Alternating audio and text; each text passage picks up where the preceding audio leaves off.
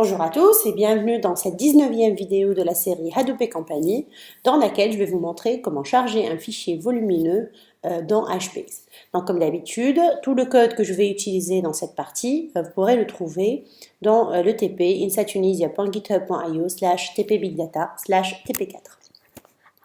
Alors, nous pouvons commencer tout de suite. Alors, je suis déjà loguée donc, sur Hadoop Master et ce que nous allons faire, c'est charger un fichier qui s'appelle purchase2.txt que nous avons créé. Donc, si on constate, donc si vous faites un ls sur le conteneur que vous avez téléchargé, vous allez trouver un fichier purchase2. Alors, le fichier purchase2, si on regarde son contenu, très rapidement, on va constater que c'est à peu près la même chose que purchase, sauf qu'on a rajouté un identifiant unique pour chacune des lignes, et puis on a transformé les délimiteurs qui étaient avant des tabulations par des virgules qui sont plus facilement gérables pour le chargement dans la base. D'accord ?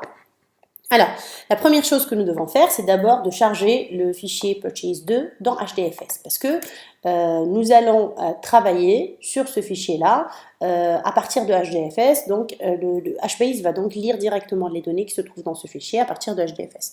Alors, nous devons d'abord vérifier que le répertoire input par exemple existe, s'il existe déjà, donc on va devoir créer un autre répertoire.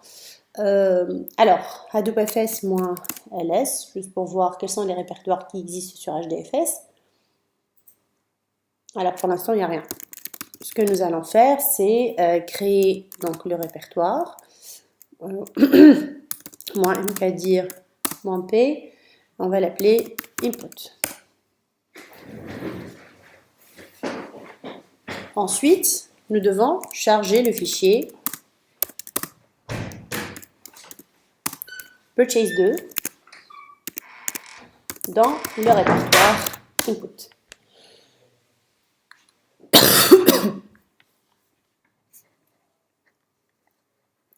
Le fichier est un peu volumineux, ça va prendre un peu de temps. Voilà. Nous allons ensuite créer une base que nous allons appeler product et nous allons ensuite charger le fichier purchase2 dans cette base-là. Donc on va d'abord lancer le shell HBase.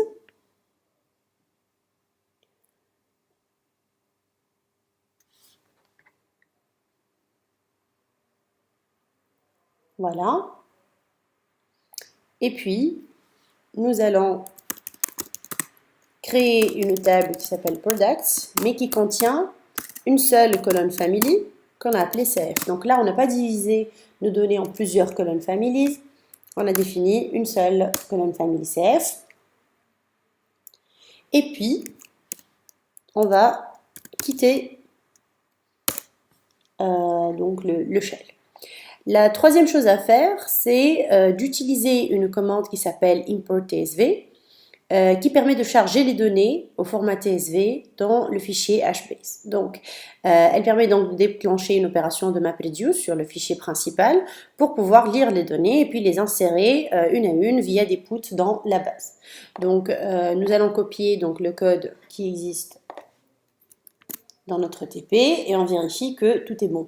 Donc là, par exemple, on va lancer donc l'utilitaire import tsv. On va lui indiquer qu'il va utiliser le séparateur virgule.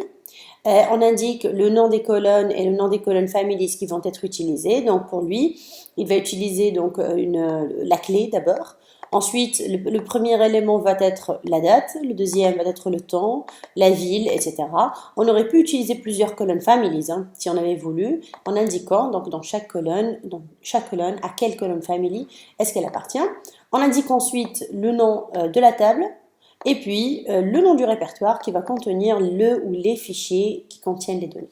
Donc on lance le traitement.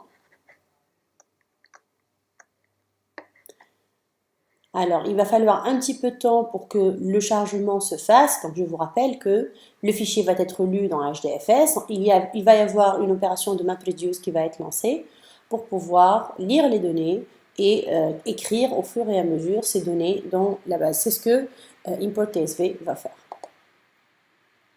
Donc, comme toute opération de MapReduce, bien entendu, elle a une latence plutôt importante. Donc, cela va dépendre de votre système, de votre RAM, etc. Donc, ça peut prendre plus ou moins de temps.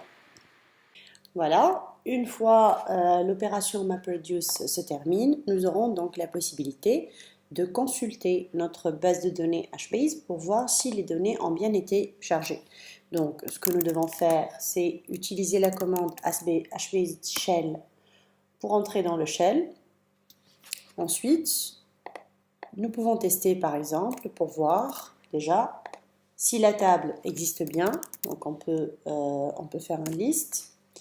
Évitez de faire un scan quand même parce que la table est très volumineuse et ça peut prendre énormément de temps pour parcourir tous ces éléments.